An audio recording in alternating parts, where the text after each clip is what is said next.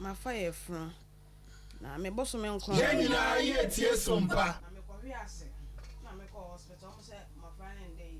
Ti na say be hia say oba pa wadaroma o situation no emu odin de na so ka wo ben kasa mu no mame a kasa no the microphone mom no okay yes antweme na no kakra free say babia na funu wo no wanhwe na akopema de ne so na yenye ne kama ma no jama muni ho ayeni ho untine memate babie oba pa memo akwa babiem eja asanko na afri baaye pacho wakosem ne sei maame pacho makosem nyina ne se mafaye fro me boso me nkron na me wo mu no na me ko ba bi na me kotetoye tina ebeba se me ko hospital a SOMPA FM omo we hwe me ntemtem so baby hi na akokotehweye pacho me ko efuom enti sa na be ma necessary me metene kuma ase na 3 days bia metimi akọ check up nkakra ti me ba no ma miska 35 million se me fa me high dan because en ko ba se 3 days bia na me ko asanko me gudi ho no makwani abasa na me ba ya me be pie krono kuma se krono na bebia me ko pedan no woman bia me ko shia no oton by rewo station ho no woman your friend say me pacho by rewo ne de menim ni din okay iti me bia na me kan se me pedan no se oh ono so ko pay bi ewo krono new life ho no bebia amase wa hospital no wo no enti sa dia okwa ko kire me dan no na se me ni je ho a na makwakofa na me yenina tie SOMPA na me ani me ko amu bie dan ni mu e kire me e single room na veranda manage dan no nti me no mo sha ase se ye di dan na no nti no mo so ojini 3 years 5,000 and I'm say 3 years 5,000 anodin me ntimi ma me ko di dan na no oni agent na ko ye ana wa wo ko fie wura no ho na ne ko di ano pacho bayerwa no na di manim kan ne ko e ko fie wura ne ho me pacho an who said baby akọ ha dan ne fie wura na ne di nkomo me pacho an yo ono ankasa na me ne di nkomo nti me hye omo se omma me nko nti a kire no mesan aba nti me ko empompo bo me nti me da hospital na be man frem se dan ni rua na hyase e frefre no se de na me ba ho ni mpo na me diska ne ba ya na nka ombe yi niam na e wo dan ni no no mo de dan na ma me anokwan so dan no me ko no mu bie mu kire na me wo dan ni but ma me na se mo ne se me diska ne ba o mo de ba akofa ka no mo yi niam na e de every day ni no mo de dan no ama me na me de me niam no aba begum nti e ba se nti me so me fira asan ko ba no e ma me so metwe me niam ma me de bewo no ebe gu saa edan nim ana me ka kire me ko se saa de omu yi me a me diska no be kwa komo ti kwasi ada no omu yi me anwumre na me diska no e koma omo me diska no koma omo Monday no na me hwe anim se anko mbe frɛ me se ne omo share me bo no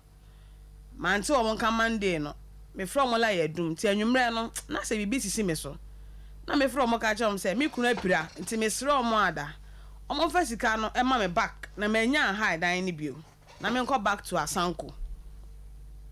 na sister ne be say oh sika na ebedi me nsema na me de ma edan ni wura no na ne sister panyin na edan ya ne dia me dis kana share ono vida ne nsema na ode ma Linda no na me fresh ta Linda no me frɛ Linda na Linda say nimpa na wo dis kana share ne nsem no nimpa ne nsem na sika na da so ye de ehye na asa no kura bi and daddy because me dis kana ma vida ono asa me first kana ma no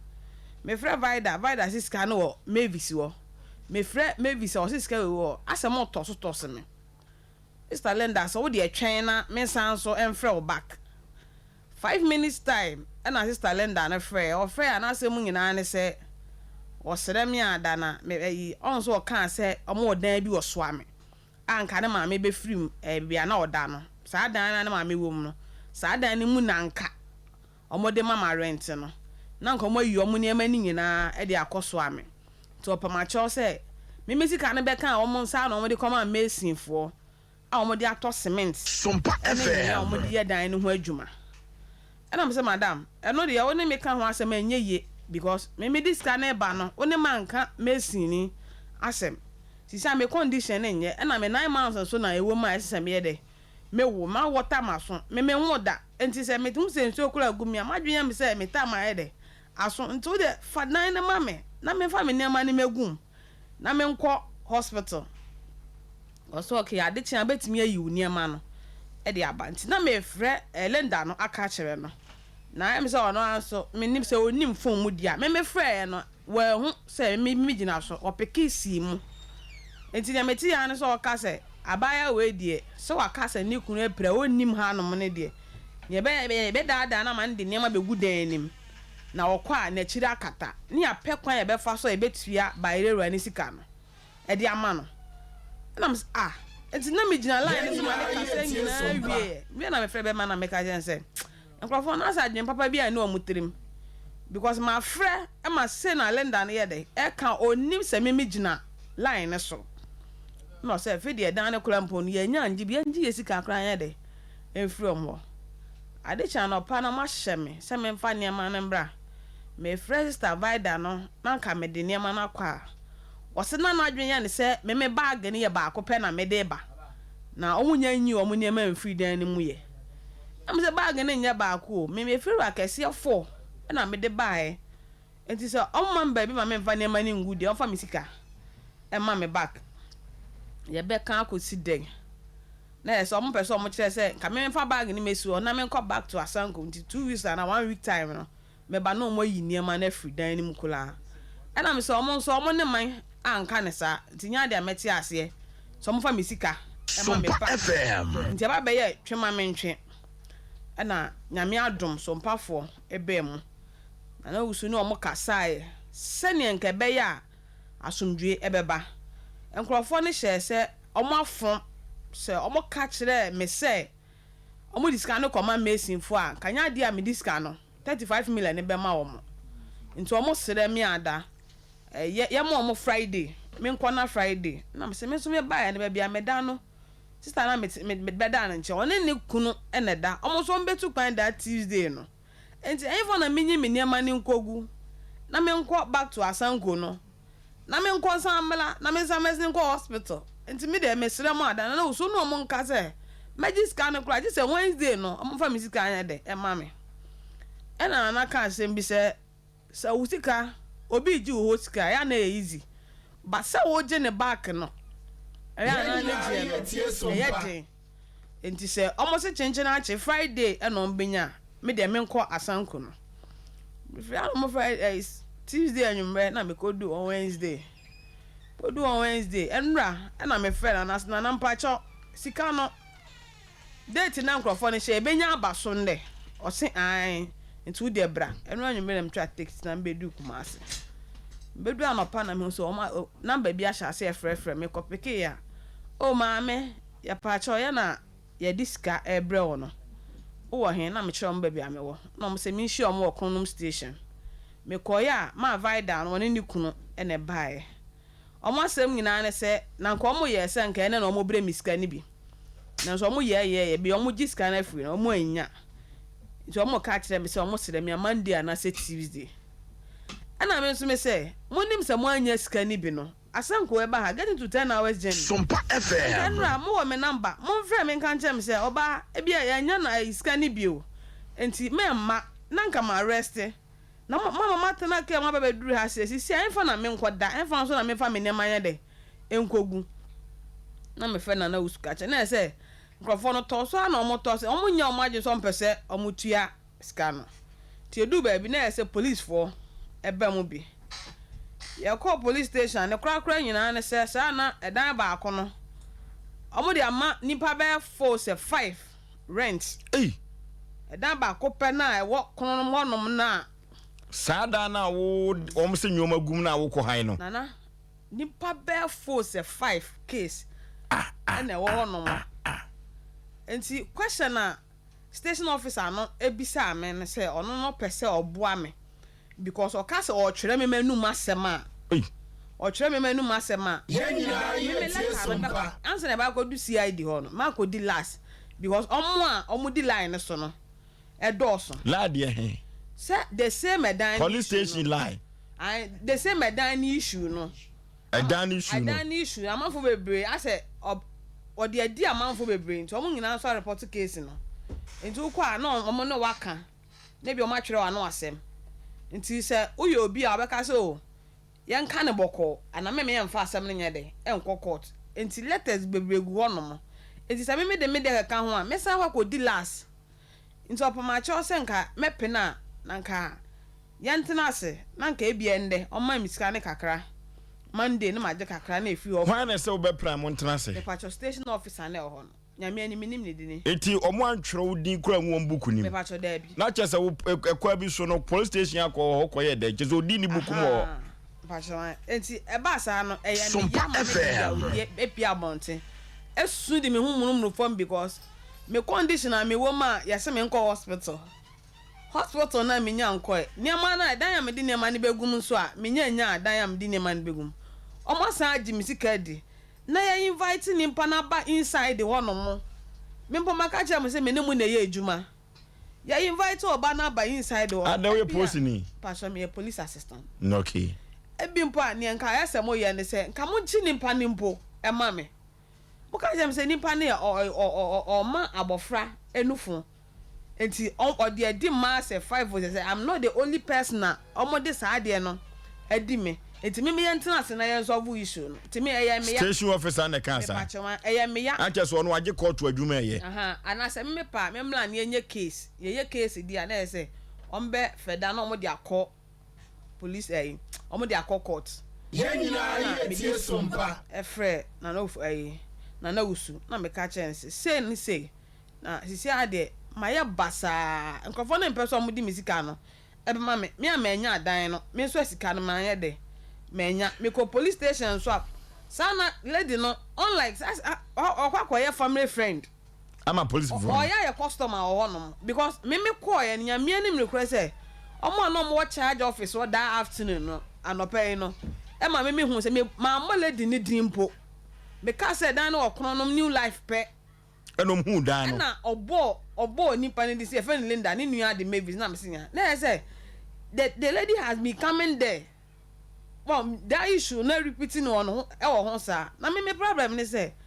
police station there na get them na ye adwuma okay etiesi a wonwoma na nkasa gufan me pa cho me ne ma ni gukronom station onom na me jana no pa no na mananti ma up to na te da SOMPA FM station won waja nwoma no pa cho sika se na omaje 35 million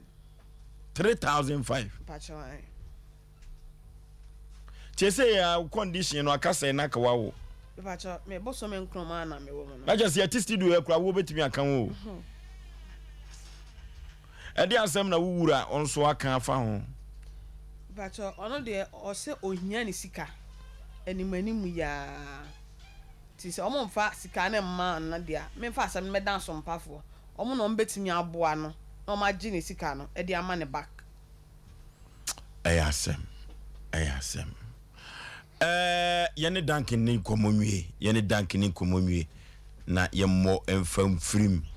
yi oh my Ghana ayasem wo fa ko asem to ye ya ye betimi dia koda wom no matwitwa age ye no omo antwura baba woni di kura ngubuku mu o se wa baba wona kura nto ne boase no monka ne boko na chese edan ba ko na ye dia ma nipa be enum e wo kronom ho na posifo nim ho asem jasa baba wona kura wo bodin no ayeso asumasi no benten dai se wo ju sika firi o mo nya sa pa cho se okoshi o mo station o mo so mayo manyu se sika no mo fa ma pa cho da aprosifo no so enim se edan no dia ma nipa enum ana ensia o so ntimi ka ho asemre ebrumpo ena omo san krofo no wo kronom ho ena omde dan ba ko ji amanfo sika nya sa na ya asem yemusa production team no di akwakosie no okay yemusa production team no di akwakosie Patrick memo akwaba Yeah, you force your Bibi aboko de. Producer ma di asemi achi ekosi sen. Ai. Me na se na menchia SOMPA etifo ne ahwefo a omutie hwe sa abre nyina. Nititru ene mi ankasa ma de nyina Vicky ene Mrs Helena Makomensa agugu PIWC omutie pa. No kwasem ni ene dey na producer chief producer de asem ne ma me se mi konkon hwe mu na me ni minu abai ekoko PM ewo aprotifo aso ya ewo kronom. Na no kwasem ni ade a politi pani a ho station officer and the two dwane say ye bo ma me dianos oh asem we die eda enim dada na any saying politi pani share mu say ma me ne papa Ephraim ama woja wo mu uncompleted house bi a e wode na se na saa dan no na atusika ma me ndi besiesie enti omo abusu adan foforo bi a on de e complete a enema ewum ewo honom ti so obi ba se opedan a nom de efin ni hu na eden akwa akọkye no ti se woji se sika na wo de akọ edan na e uncompleted na wo de na se ne ho nti ono na enipa be se enum anase ekodumpo maame no age wo musika de akwa akọ na wura hu se mo wom ni se minua bae de ande eda na ode koma na de chiye na adwin sachira ye se opese ohia ne sika na okọ ni kunu ho no okobisa maame na maame nsi sika no de akọtọ nwia free anadwe ne kope mahema ache no sika maame de koma na etimi akwa akọtọ nwia nes omukra mpo no eye omwanwa na ose ensam nam se kwed na be dos mo omakachi ni ntino se complainant ne ba omakachi a na omo afre maame na omo ne maame na kan se no e kwan ben na obefa so a obetua sika na ma omo a ede kwadu na eden e bono nti ano na sa omo ne omo hia se mefa se menu abai ko yi na omo ne natena se to omo ne tena se a na sister wuchro statement na se kokota ebe fabre isanse wan hwe cry de ne kotuma wusika na eden ebe shim na se omo nata kasumdwe nsem ewufi ti wo hwe maame nu abai di a nka omka so wotna se anko beto so be edu ba akoko dumien na se wonna tem de amafo a womachi omusika nko a wo se obema na posifo de na omo ye wo ho ese maame na so akoye se obi a onne ne ho afrafra posifo na sem kodu ho a ekwan ye se fata se omo fa so elderly issue no enkosa nti ama ode bɔ no safo hema ɛwɔ hɔ no mo ani saa kwan na ɛna onam so eti se sie no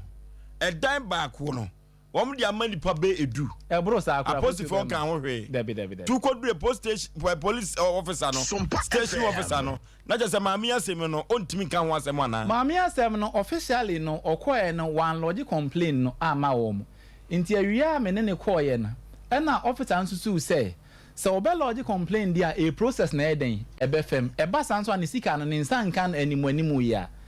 enti maami ni ne hu me na de ofi say oya ebe boa no ono ankasa enye na emo na brabo nti honom de se dan ba ko ne de amani pa burudu a de niema wo ne ko kire na hu a ya ji usika na ekọ uncompleted ne ho na ekọ akoya adwuma nti wo ba sa wo ba abaji a na se wo dada na se wonya na se wo ko report a na om ne maame ne mum atena se na sa an hye we yi a odi tu dwa posifo na mana ye omude sanity okay ababa wei se nye nanim ene yakata no kakra ena ye dwumadie no yenim de ababa wo akato ne bro na wo na fa ko a wo no no se wo ba bawu wo kumase ena ni kunu amani sika se fa ko hadan wo kumase eya asemu na nyoma akoka station wo ba betena danim na efiri na ekoya no obetumi akọ no che aban ya sabi akọwo ne nyoma gu abonten wo different sankoragwa abeduru se opeso obewu wo kumase obi nim de ntia obewu wo kumase se doctor na aka kire se bre kumase na kọ no che situation binti wadi kan ka se wo kọ afuom okotehwe ama problem bi aba why na nim meme pese menum akọ na wo so no bebre ebi kura no a yama no krata se womra na kwamfo no chi na mfidie wo ansa na bibi besie no yentumi mfa ni mfrasa nkragua emma bibi besi kwa so eno tini so se dabi ma prapra me ho giko handan na ne awo kan de akronom han de yebetumi de wadu kwamfo no chi ntem wono bo no ho ban sa akoda no woni yem no wakote ahwe ama asem asi na obetumi awo boko no wonya ne ho no wonya ne ba no Eyasem. Debia meka wo fosu aboaje koka o mse na nisa aposifo. Enye se manisa aposifo. Se ka uye ni yi akwanim te. Se uye ni yi akwanim te. Enu ti se no. Wo fesu aposifo ya transfer wo mo no efrafidie we ya so. Eye nhwema Ghana no amanfo bi nsa no. Mua obi ebe hayaya ya dia sambadamu. Ayasimu na muye peacemakers. Yes, service with integrity, sincerity, and truth. Yanim somebody a kamokano kre. And then the day you who Ghana hey. Ya ko can say ya board roman say can cranya. So force to aboaje ha posifo. Me ha posifo. Name mo munya mo djuma ye. Ano ti regional commander. Where the men fan conquer command dampare. Chrono posifo no. Chrono posifo no. Eni pa obabasia ade edan ba ko pe abu nipa edu adai. On fa bin kokko to kra. Ada na se basa. Eti original commander we dia wada ruma. Mesrewa ani die kwan so. Ye bo apostifo di dodo. Na sabia ku sabia nyado ebi ye adwuma no. Ebi so se no katebone abam. Ani timoni kokro no post station ho. Adwo da ye be di atiri. Ade be na asie. Ade be na asi wa santimam. Se obaba si ade dan ba akopɛ ama nipa ba ku mienu miensa enum eni nsia enso enwotwe enkron edu wogia na ode koye ni project wogia na ono de koye ni project asam ne mfa ba akokran court na ono opemfo a sabia nyaado ono wo firi ni krom no hwa krata dan so se ontumi enwo woni krom ho na wo so obaba wo hospital kase a ye konfo anoche wo ba no ko handan ya je ne sika edi akato ne bro mami wo wo ani mami de ne nyoma ba ya ye nkohwe nyoma no kronom station e na nyoma ne gu ada na se basa na posini a enne no ye investigation ho no ma di ne ho yaw ma fari ama no pa enti we wo ko training no de be ye police ya na ayatiti police fo no bi kwa na ya na me wogidi omumu o na nasikaje entiti no ama manfo bi no kureka no ekọ kire anoti chronom commander mesrawa chronom commande sa asam na eba no se sigra no ko dampare ho ewo enkran amwa hwena dia baba wa sikama no enkro no aka ndo masem ma opemfo ba ye oti hwena ji sikama no se ye na ade bia court dia wo se baba wa ne wa asem bi process court ene ehu so na mo agensam na palia 10 na o ka kire se traffic enipa ba ku ye bo ni dia ye se ehu no ade na ade ne guase ye basa enum ti mesra ni die mpa commander wo kronom me pese me bodin no ye bodin na emwa omo di boni anase be omo ye criminals omo na police fo ni bi so omo so wa sebe wonnam kwan no so no now that Ghana na make sure say obi a complainant won enwo yi che accused person say o mama 0555 akwaku ye nkon homa